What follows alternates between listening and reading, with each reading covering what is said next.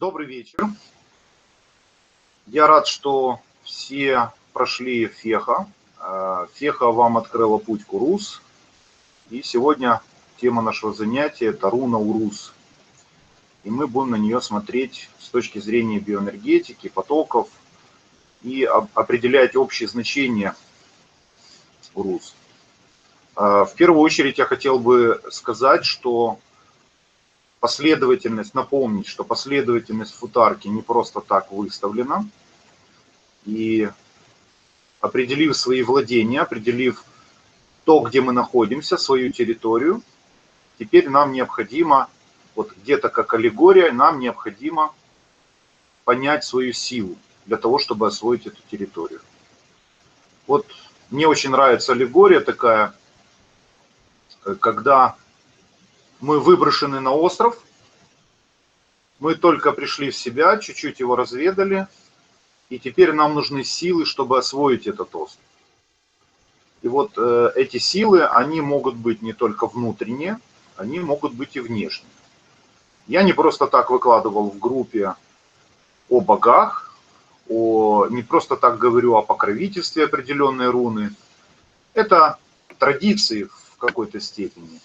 Хотя покровителем любой руны могут быть любые божества, но вот есть доминирование или характеристика той или иной руны, которая определяет покровительство Бога.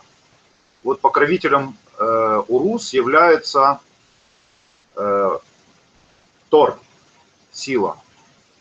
Это тот самый Тор, который с молотом Тора или Мильмером стоит на защите Асгарда и Мидгарда.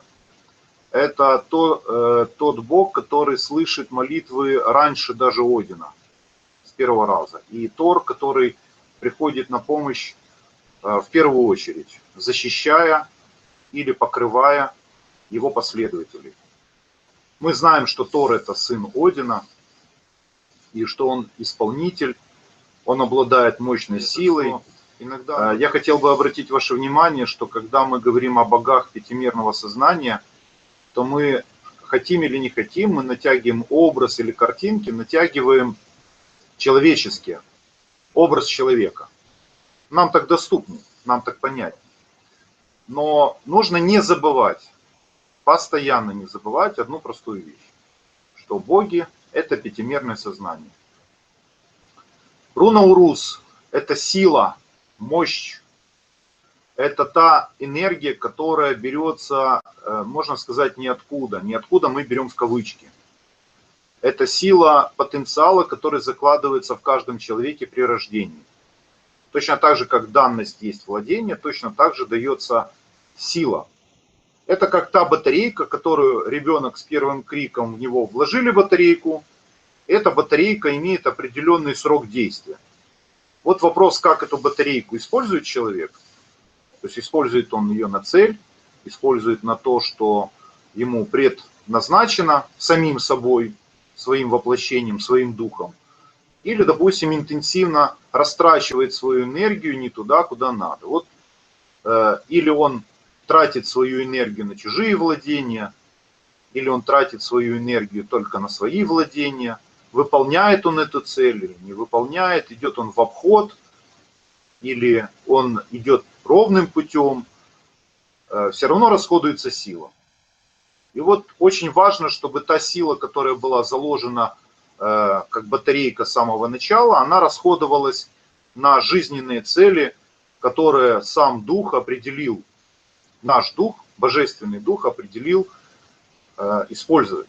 И, естественно, появляется так называемая карма или невыполненные задачи души, которые приходится выполнять в следующем воплощении. На это тоже дается энергия.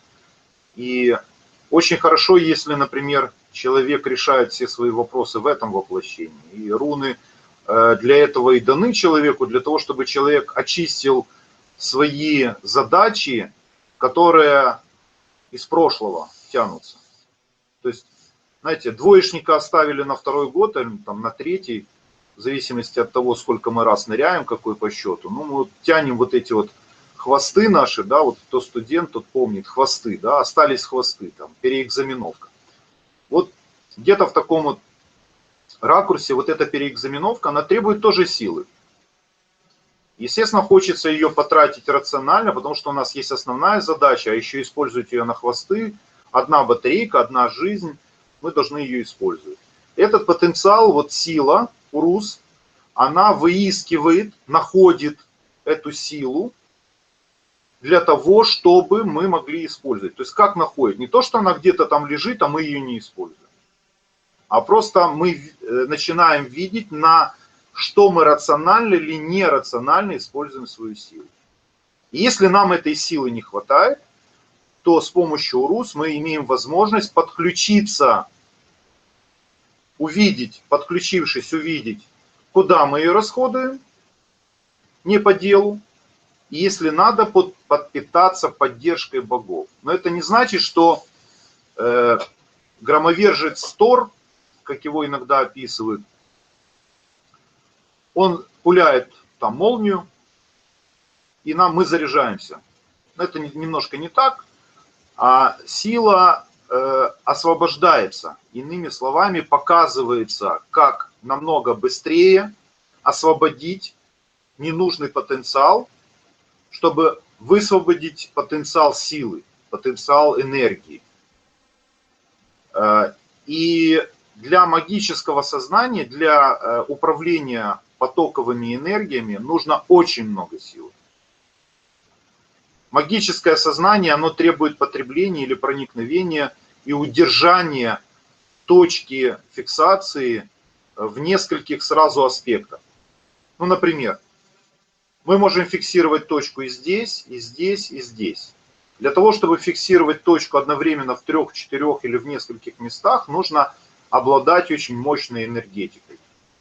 Или удерживать, поймав поток. Например, мы подключились к высшим, и нам нужно удерживать этот поток. Это тоже нужна сила. Естественно, потенциал силы, я когда-то говорил о качествах энергии в водных занятиях. На первом нашем занятии я говорил о силе. Вот первый показатель силы – это потенциал. То есть тот потенциал или тот уровень потребления, который нам необходим.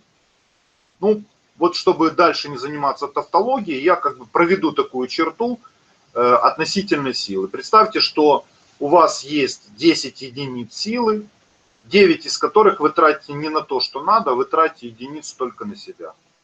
Теперь вот эти 9 потенциалов вам, естественно, не хватает. Отсюда, начиная от того, что вы не выполняете задачу духа, то же самое вам не хватает энергии, жизненной энергии. Или вам для того, чтобы восстановить свою жизненную энергию, вам недостаточно хорошо выспаться в воскресенье. Или вообще недостаточно выспаться. Притом спите хоть 12 часов, хоть сутки, все равно слабость, силы нет, энергии нет. А что уже говорить, двигать какие-то магические моменты, или совершать какие-то магические манипуляции, или очищать свой дух для каких-то свершений. На все это не хватает сил. Вот Урус дает этот потенциал, но не дает, вот возьмите, у вас что там, 9 идет не туда, куда надо, у вас 1, а вам надо 9, ну нате вам еще. Ну, закон равновесия, мы говорили о законе равновесия, вам не будет дано еще там, допустим, 9 не хватающие, иначе у вас будет уже, извините, 19, то есть откуда-то 9-то надо взять. Этого не будет. То есть вы будете использовать только тот потенциал скафандра, который в ваш скафандр заложена, вот эта аккумуляторная батарейка, ну я утрированно говорю, вот это и есть. Просто экономия заряда или перераспределение энергии на нужное и ненужное. Вот что показывает Урус. А теперь самые интересные выводы, итоговые. Те аспекты, которые я не прорисовал, я попрошу прорисовать сами, потому что я вам показал все прямые и зеркальную, и незеркальную руну. И вот смотрите, я слегка забегаю вперед, показывая вам прямые, непрямые руны. Прямые, непрямые, зеркальные, незеркальные. Я вам закладываю два момента, помимо знания рун. Я вам закладываю в будущем потенциал прорисовки вязей и мантику. Я вам уже закладываю эти знания. Даю через вот это понимание сеток или аспектов проявления характеристик руны в тех или иных потоковых энергиях. Когда мы пройдем хотя бы 2 эфира, я вам начну потихонечку давать маленькие примеры и даже практические работы какие-то будем выполнять. Ну, хотя бы с 2 эфирами, потому что сейчас это все бессмысленно. Ну, вы можете делать на свое усмотрение, но я рекомендую хотя бы пройти понимание, промедитировать, прописать эти руны, хотя бы 2 эфира. И потом мы все равно вернемся на написание вязей, простейших вязей. Мы сначала будем делать дуальные триады потихоньку. Я это вам буду давать. Будете сами писать руны, будете сами работать с мантикой, с диагностикой. Стихия Земля, земная стихия, то есть доминирующий первый элемент в руне Урус — это Земля. Ну, традиционно еще, какие еще может иметь названия? Ну, руна Урус еще традиционно ее называют Зубр или Бык, Зубр-бык, по ассоциациям мощности. В мифах она описывается как Феху, это как корова Амбала, и Урус, они создали мир, все сущее. То есть корова и бык создали все сущее. То есть в данном случае миры и сам Мидгард. То есть они участвовали в процессе. То есть корова, Амбала и Зубр. Ее можно назвать руной экстаза. Иногда используют в приворотных формулах или формулах привлечения сексуальной энергии. Особенно могу дать подсказку, вот Урус и Перт, они очень хорошо взаимодействуют в плане сексуальной энергии. Если нужно создать динамику в рунической формуле или мощную силу, какой-то импульс, мгновенное решение, еще ее называют руна действия.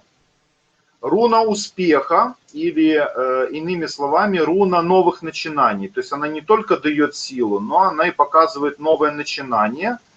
И новое начинание на успех. Поэтому вот формулы, где нужно на успех, иногда задается потенциал силы, которая усиливает мощный успех. То есть не просто успех, а такой вот мощный импульс успеха руна Урус добавляет.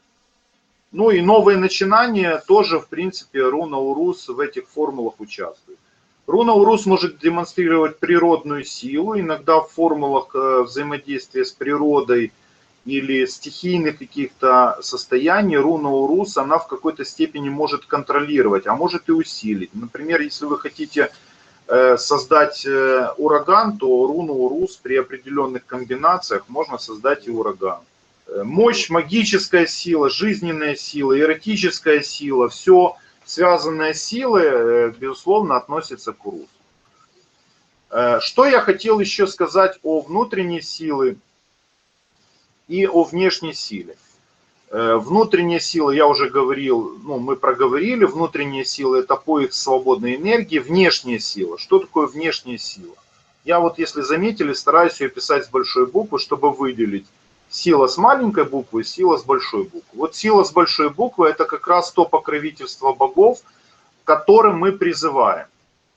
В некоторых аспектах покровительство это означает, что в них закодировано или заложено определенный потенциал, который затрагивает потенциал внешней силы, то есть силы покровителя.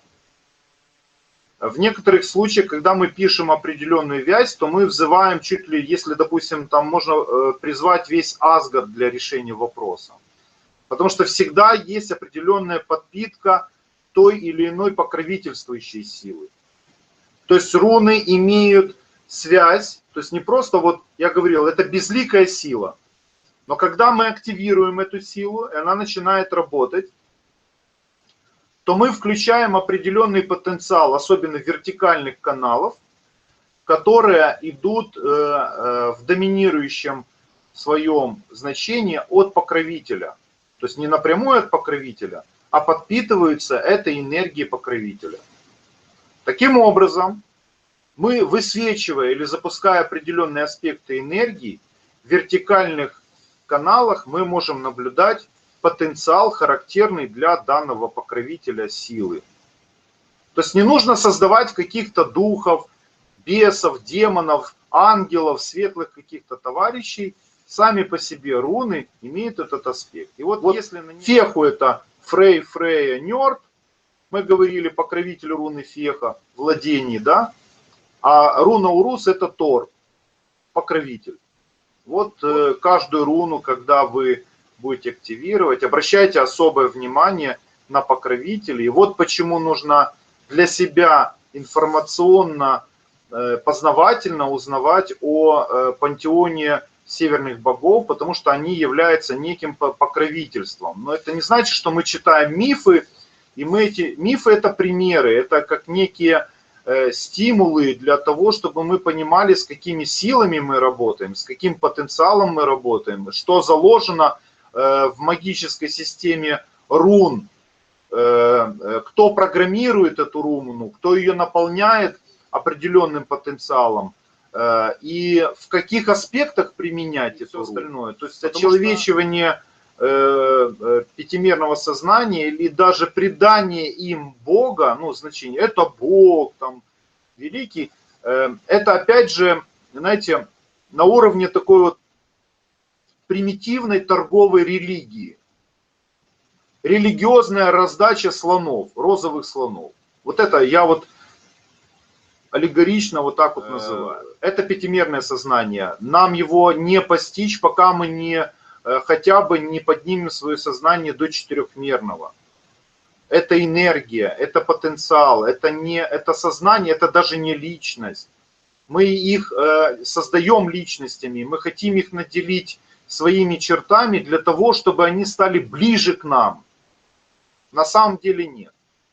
Они никогда, мы разделены четырехмерным пространством. Это большая такая канава, через которую мы не переступим. Вот мы когда научимся свое сознание переводить в четырехмерное восприятие, вот тогда мы где-то приблизимся, прикоснемся, но ни в коем случае не очеловечивайте и не обожествляйте. Воспринимайте это как силу, которая обладает очень мощным потенциалом, энергией, которая покровительствует определенным аспектам сил и энергии, рунических энергий. Вот